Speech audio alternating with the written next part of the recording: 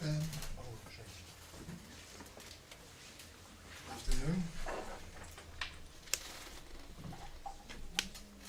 I want to introduce and present what we've been doing for several months now. It's work that in some ways has been going on for years, but the last few months we've been putting it together in a serious way, precisely because we think that this is what needs doing in many other countries in Europe, and this is an attempt to open up a path, right? It's not easy. We focused it on Greece because we think all studies like that should be country specific, otherwise they make very little sense. But there is a generality, which I will show you in a minute. There is a generality.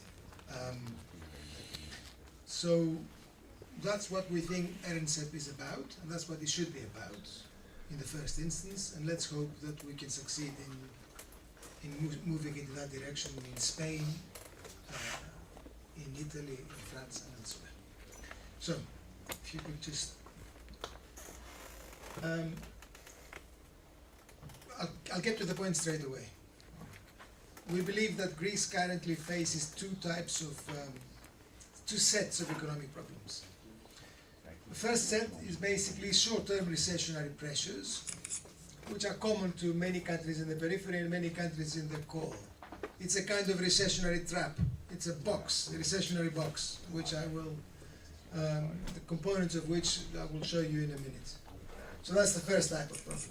But together with that, and in a sense underlying that, is also a long-term problem, which is not the same in Greece as it is, say, in France and elsewhere, which has to do with the structure of the economy, the structural imbalance of the economy, particularly as the secondary sector has declined, tradables are weak, the tradable sector is weak, and national saving has collapsed. The key feature of the Greek economy of the last few years is a complete collapse of national saving.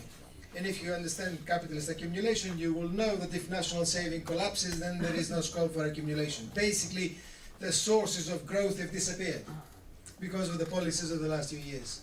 Not just the Eurozone, but the policies of the last few years. Okay? So whatever policy we propose as the left must tackle both problems. The second set of... Just go back. The second set of problems is, of course, not the same in Greece as it is elsewhere. Right? Greece is a particularly bad case. But Portugal can see some of itself in that, and Spain can begin to see some of itself in that. Okay? So if I tell you the story about the short-term recessionary pressures, then we can move on to the second set of problems. Yeah. We pursued the analysis of the recessionary pressures by comparing throughout 5 countries. So we offer a macroeconomic picture of France, Germany, Greece, Italy, and Spain. That's how the debate will unfold. And this is a mixture of core countries, peripheral countries, and countries which are neither periphery nor core, like Italy. Where Italy belongs right now is a matter of debate. Okay?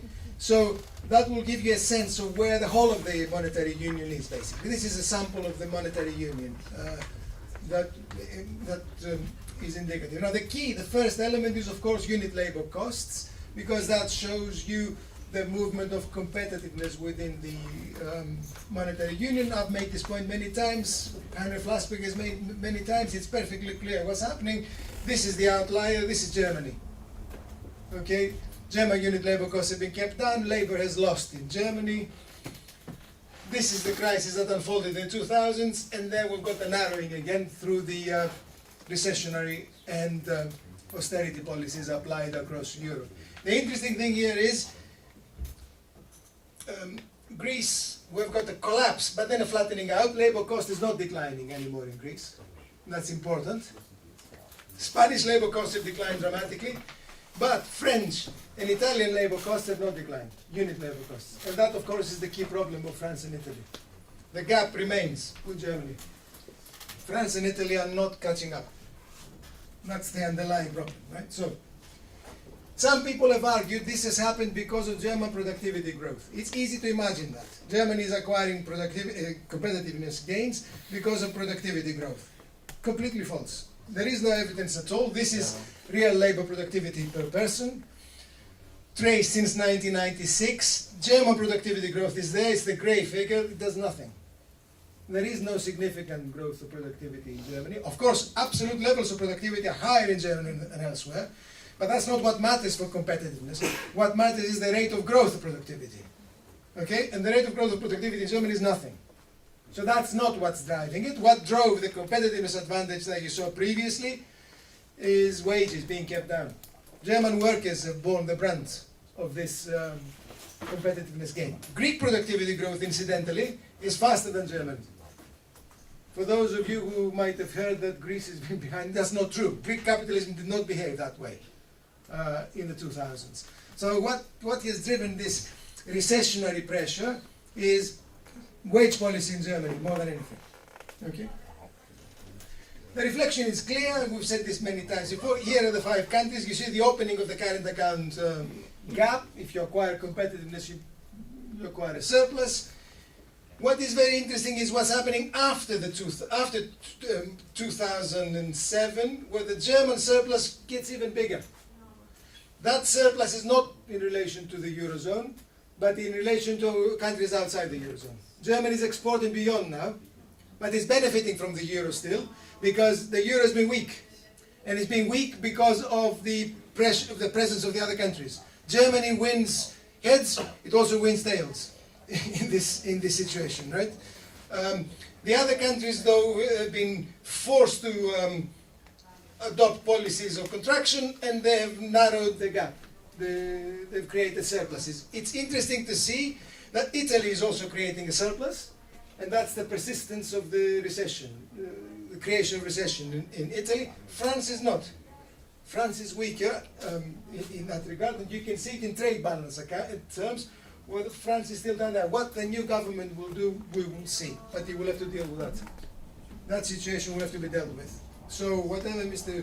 Fillon thinks he can do, he will be confronted with this situation in France. In the rest of Europe, so it's manifest. This is basically recession. Germany is doing well outside the monetary union.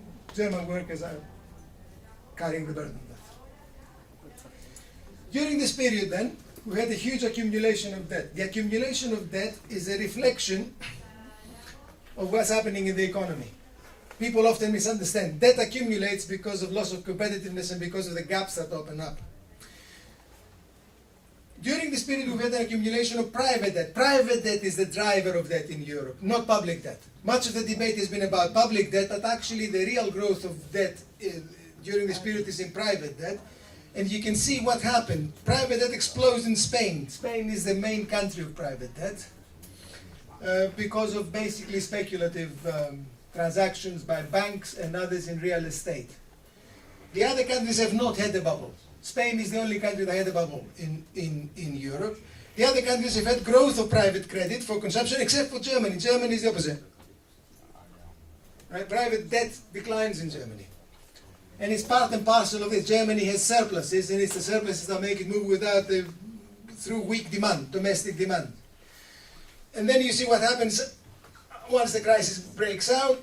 Decline in private debt in Spain, contraction, in other words. Contraction, which keeps the economy weak, and it's the same in Italy, and it's the same in Greece. Where it's different is in France. France, once again, it's different.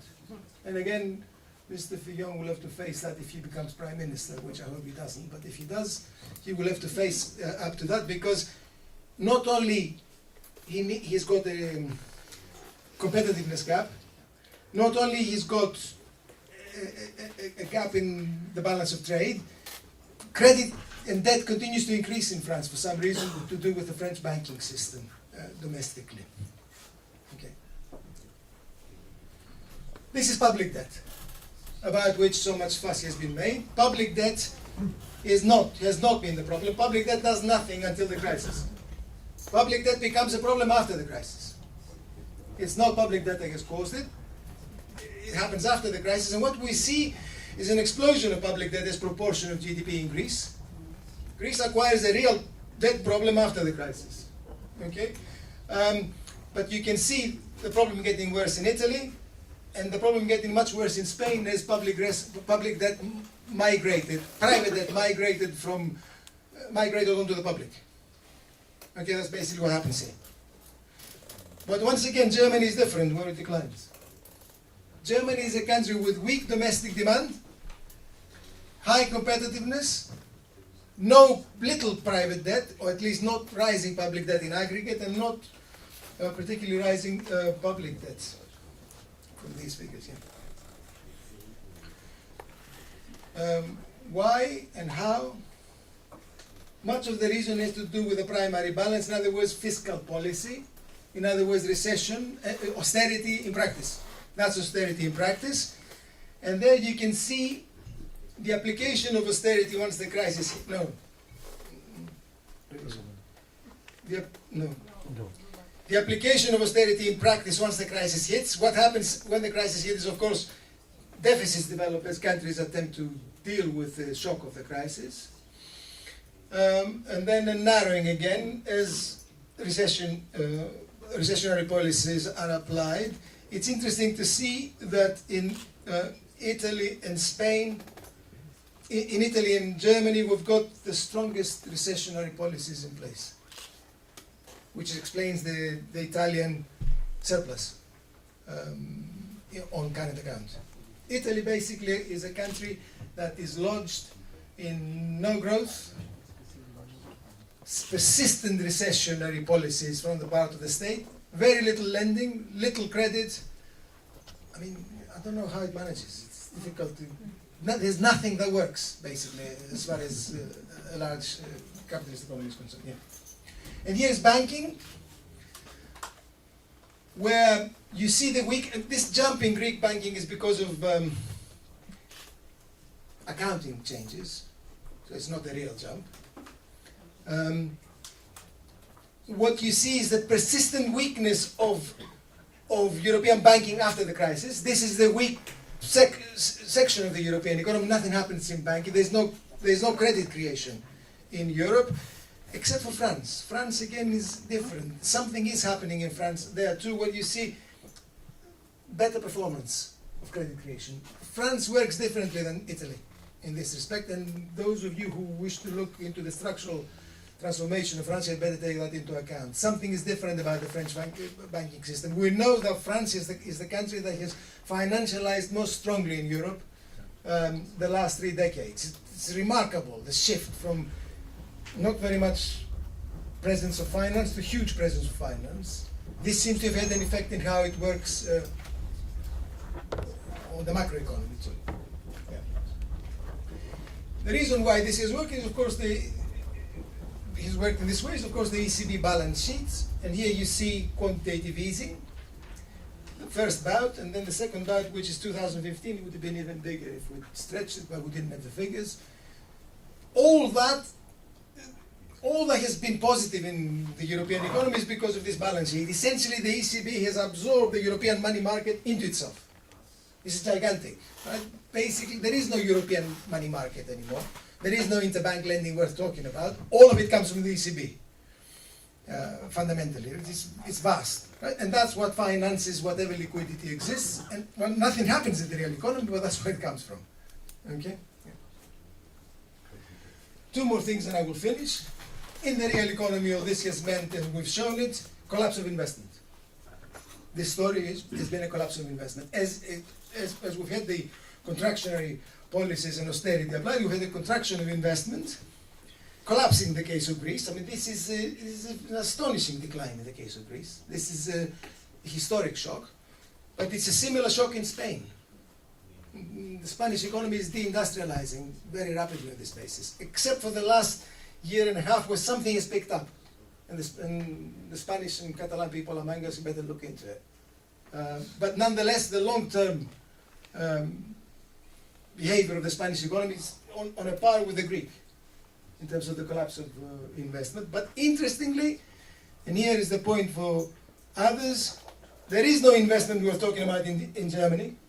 This is not an expanding economy. It's not because of investment that this is happening. No, there's nothing in the domestic sector in Germany. And France is practically dead. And of course, Italy has been dead for a long time. in terms of investment. The last thing is consumption, but nothing is happening.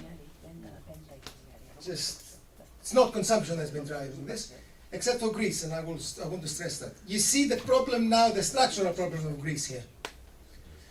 Consumption as proportion of GDP in Greece has long been 10-15 percentage points of GDP higher than the rest of other EMU members. The reason for that is, of course, the structural weakness of the secondary sector, which I've already mentioned, and the weakness of investment. As a result, this is an economy based on consumption because it doesn't produce enough investment drive, which is also reflected in the weakness on current account, which I showed you previously. What happens once the crisis hits is that this weakness becomes even greater.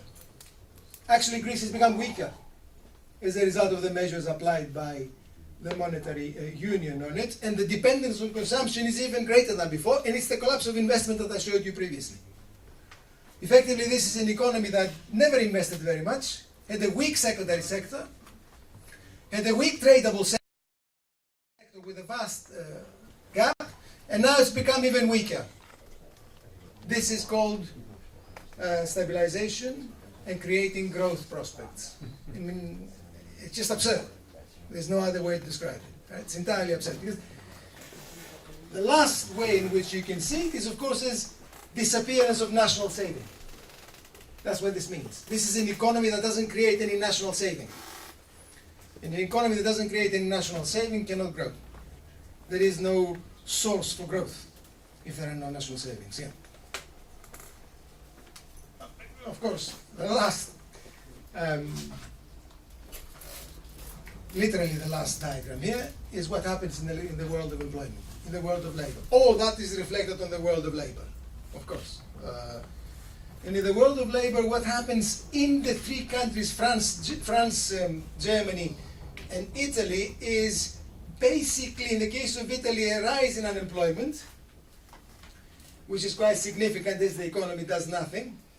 In Germany, a decline of unemployment. This is the Faustian Pact by German labor, where you accept reductions in wages, or frozen, essentially, or weekly rising wages. You give competitive advantage to capital. You take all the gains in productivity, move them to capital, and the counterpart is declining unemployment, but on the basis of a very weak domestic economy. And for Greece and Spain, the situation is tragic. The collapse of the productive structure has meant that unemployment has risen very high. The decline is not that significant, and their youth unemployment is gigantic. Essentially, then, the story for Greece of weakness of the secondary sector, inability to export, and pressure, recessionary pressure, is translated into disaster for labor. The cost is gigantic for labor. It's borne by wage labor in the first instance, which not only loses its job, but he has no job prospects. If you're young in Greece right now, and you don't have a job lined up for you by your mother or your father in private business or whatever, or if you don't have the luck of, if you're not the luckiest person in the world, you've got no option, no chance of getting a job. I mean, literally, I'm not exaggerating. Okay.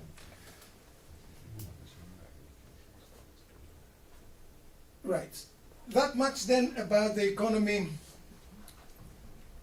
This is the recessionary box, right? Greece is in this box. It's in a recessionary box, and the box leaves no room for growth for the reasons that I pointed out. The other thing we did, though, as we looked at that, is to think, okay, then, what do we do to break the box? How do we get out? And how do we create employment? And how do we create growth? For that, we need to understand how the economy works more closely, and that's what we've done in the study, and you will see the results. For that, you've got to estimate for each economy, and you've got to be very clear about it if you're going to propose policy. You've got to estimate the leakages of the domestic economy into the international sector, because that's where demand would leak if you attempted an expansionary policy. Because we all talk about expansionary policy here, But if an economy has a weak tradable sector, much of this demand will just leak abroad, right? So what we did here is to estimate the sectors in which the leakages are greatest, so we know where to apply policy. And we would propose policy in this way. And the leakages are remarkable. We've got the 10 worst sectors we've estimated for particular sectors: mining and quarrying, food products, textiles, chemicals, basic pharmaceuticals, computing, electrical equipment, and so on. We calculated for the sectors. These are the worst sectors. 9 out of 10 are secondary sector areas. The main weakness of the Greek economy, and I suspect it's the same in Spain, is actually in the secondary sector. In other words, this is the sector that is most open and relies on imports and cannot compete internationally. It's actually trapped in some ways. This is manifest. These are the biggest leakages. In other words, if there's an expansion of output, much of the demand goes abroad because of how it works, and most of it is in industry. That creates a huge problem, you understand? Because if we're going to propose policy of restructuring and reorganizing the economy, and it leaks like that, it will be like pouring water in a leaky bucket. Okay? We then calculated the key commodities of the external sector, so that at least we know in which commodities the economy has an advantage in. If you boost production and demand in those commodities, then the benefit in terms of expanding sales abroad would be the greatest compared to the inputs to sustain the production of those commodities. We've got 10 commodities here. Interestingly enough, most of them are in services. You understand, the problem gets worse and worse.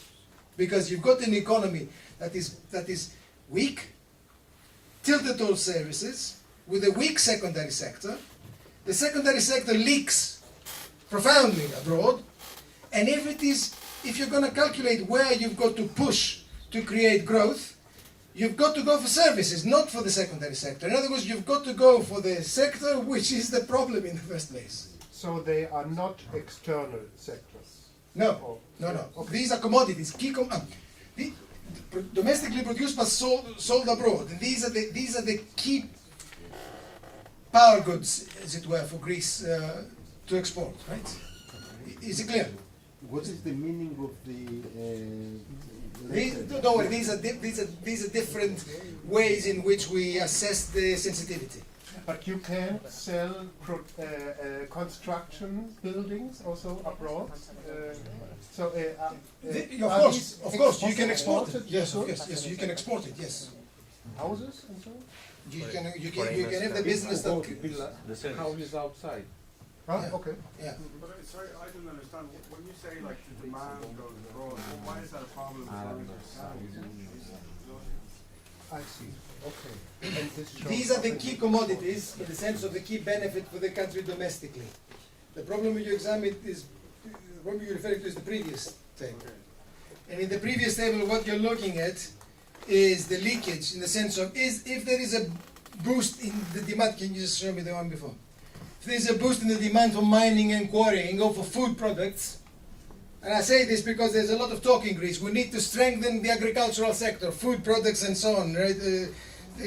Processing of foods. Well, you try that. It leaks like a sieve because obviously you import a lot in order to work the. Okay, in order to do the mining. Yes. And Yes. So we estimated how that works and we've ordered them.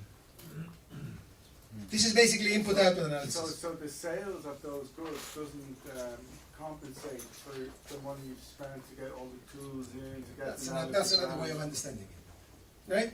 This is the leakage of demand, and it's a leakage abroad. Remember, this is an economy that has a strong, overpowering service sector, weak secondary sector, and weak primary sector as well, which is not very small, the primary sector. So you have a major problem because most of the leakage is from the secondary sector, which of course is the sector you want to be strengthening because productivity growth, which I showed you before, actually comes from the secondary sector. Don't let anyone tell you otherwise. If there is to be productivity growth, it must come from the secondary sector. There is no development, there is no rise of income without a strong secondary sector. Such a thing doesn't exist. Okay? But the secondary sector here is perforated. Okay, you understand? It's a major problem. Is it clear? Yeah, clear, totally clear. Yeah. So, in this picture then, what have we got? We've got a disaster. We've got a recessionary box that traps the economy in the way that I showed you. Right?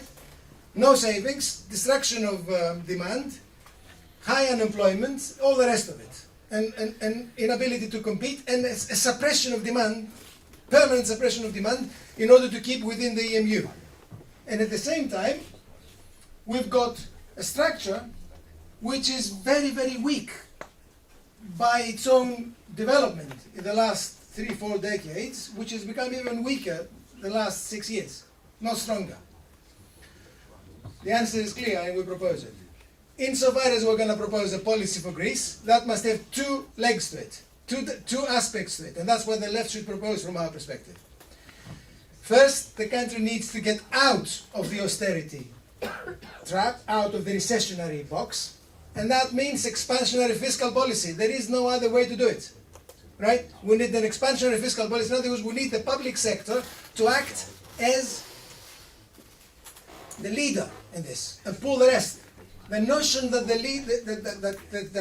the expansion can come from an autonomous increase in investment is hogwash, nonsense, right? We need the public sector to do it, and that means an expansionary fiscal policy, both public spending to increase, and I will show you what we've calculated in a minute, and lower taxes, combination, okay? How do you finance that? Through monetary expenditure, through monetary expansion. There is no other way. To finance the budget increase, you need monetary expansion. There must be monetary finance fiscal expansion. It's manifest. It's second degree economics. Okay? That's part one. Part two, industrial policy. We need an industrial policy to rebalance the economy and to answer the problems that you were asking before. As long as the structure of the economy remains in this way, there is no prospect. So there must be restructuring, and that can happen only through industrial policy. It will not happen by itself. You need conscious application of industrial policy to rebalance the economy away from services and with a healthier secondary sector. Okay. We then calculated multipliers for government expenditure.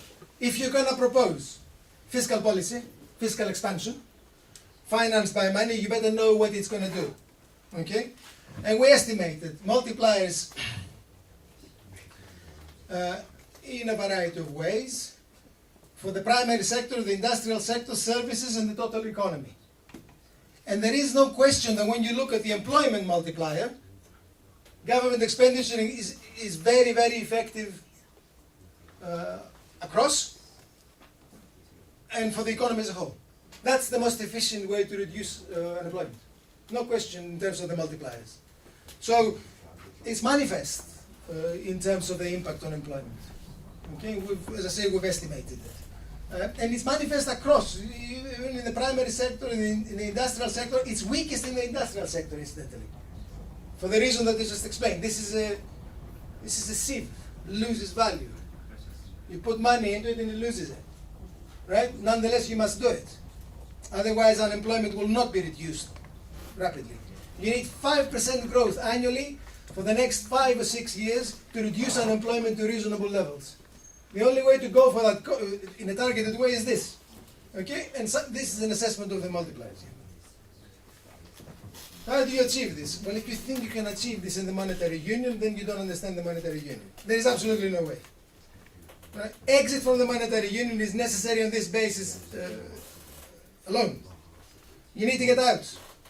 The longer you stay in, it's impossible to correct the situation and to adopt the policies that you need to adopt. So exit from the monetary union is necessary, but not only that.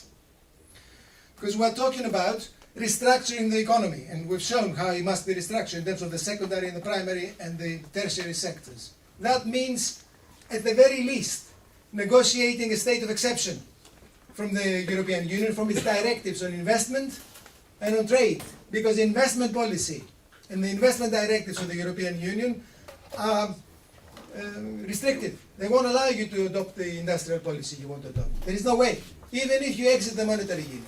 And it's the same in France and elsewhere, in Spain and elsewhere. If you want to adopt industrial policy, you've got to be prepared to ask for an exception.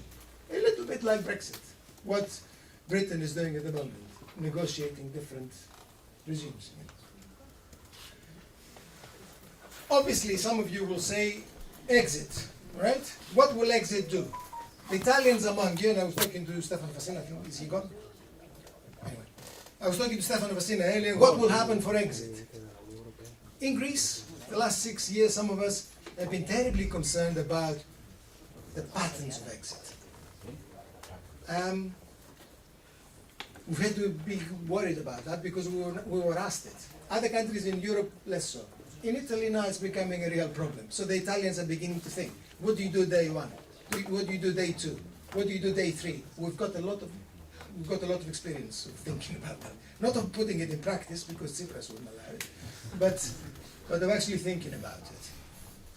The problems of the exiting the monetary union can be broken in three, and we discussed them very briefly, and it's also in that little booklet that we got out on the table. And it's clear to group them and to be very clear about them. Monetary problems, in other words, problems of monetary circulation, creating the cash that people need, or creating the units of account and the units of means of payment that people need. That is not as difficult as you imagine. There are many ways of doing it, from using electronic money to stamping existing banknotes, to creating parallel currency for a short period of time until circulation becomes normalized. There are many ways of doing it. Preparation would help. If you don't leave it for the last minute, which is what the Greeks did, and never did it, preparation helps. Don't believe anyone who tells you it would take 4 months to produce banknotes. It takes about a month and a half from a standing start, even if you don't have the dies that make the banknotes. There will be plenty of people who will be prepared to print them for you. You just give them a bit of notice. So it's not as insoluble as you think. All right. So creating monetary means of circulation is important. Banking problems are also very important. Banking problems here are of two types. The first is clearing problems, and that's the most important problem. Clearing problems. In other words, how do banks transact with other banks? If you move banks out of the monetary union, then they will settle their accounts with European banks in a different currency. It's not easy. That's perhaps the most difficult problem, but that requires time. You need to sit down, think, put a team at it, and prepare for how you're going to dislodge the payments mechanisms. Because without payments, capitalism doesn't work, okay, and the economy doesn't work. And obviously, you need credit reorganization. None of this can happen without nationalizing the banks. Obviously, you've got to nationalize the banks. Obviously, you need a public system of controlling the banks. And then supply problems. Supply problems are what most people fear when they think of that, together with where will the cash come for people to use. Supply problems vary from country to country. In the case of Greece, there were energy, oil, and medicine. In other words, making sure that the provision is adequate. Let's be clear about this. Without administrative measures, you'll have problems. So we need administrative measures.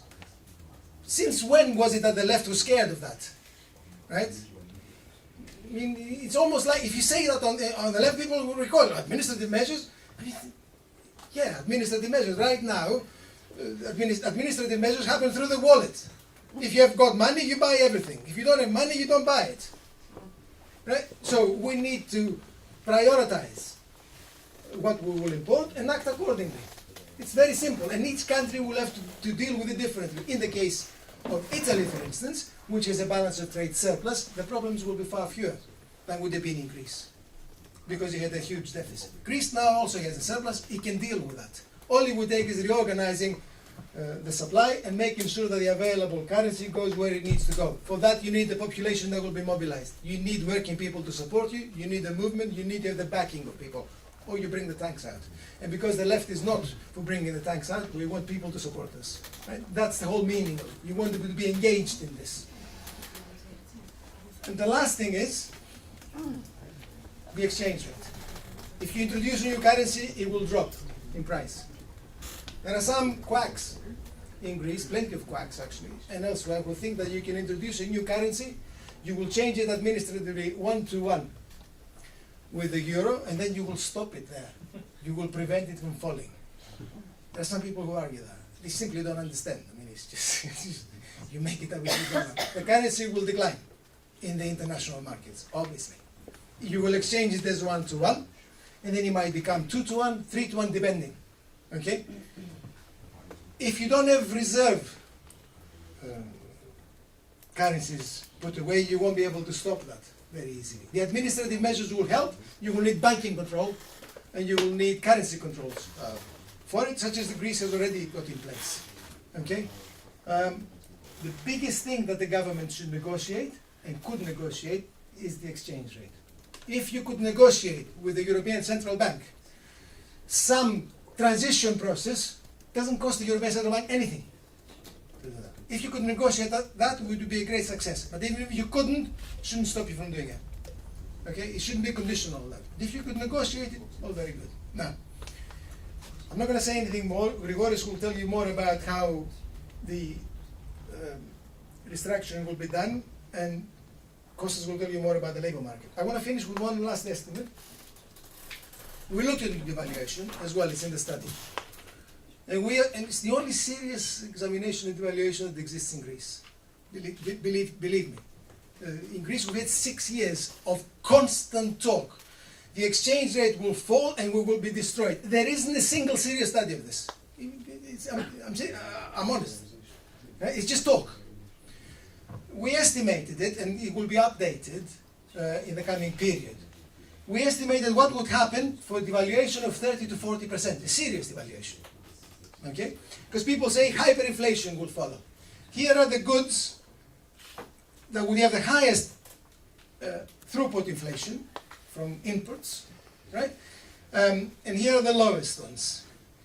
It varies. So, for instance, oil, petroleum products will have a high inflation because obviously you'll be buying in dollars and that will be reflected, and so on.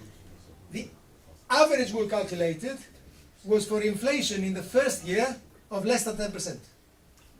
That's the hyperinflation. Less than 10% in the first year. And that will be declining. Right? It will drop to 7 or so in the second year. This is what this says. Now obviously it's just an estimate. We are not, but it's a serious estimate, right? And there is no better. So there is no danger of hyperinflation. And then we also calculated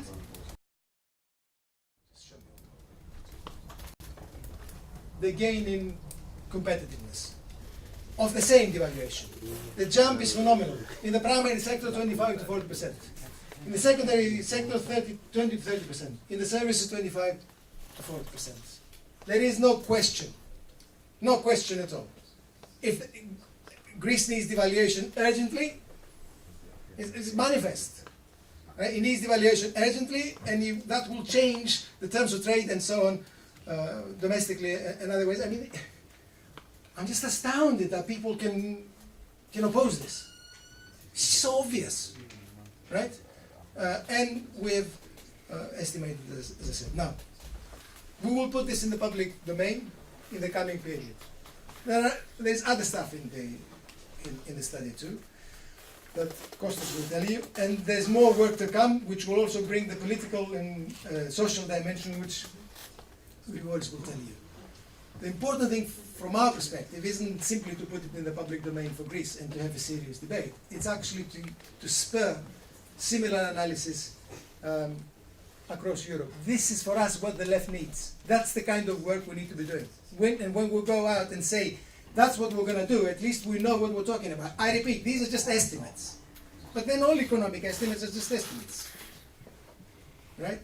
That's the kind of work we need to be doing, and that's the kind of work that needs to be done in France, in Italy, in Spain and elsewhere. That's how the left will be reborn. Right? Each country will do it in its own way, and each country will add to this, and then maybe there's a current in Europe who will have a chance again of saying something useful to the working classes of Europe that are not listening to us anymore. Thank you.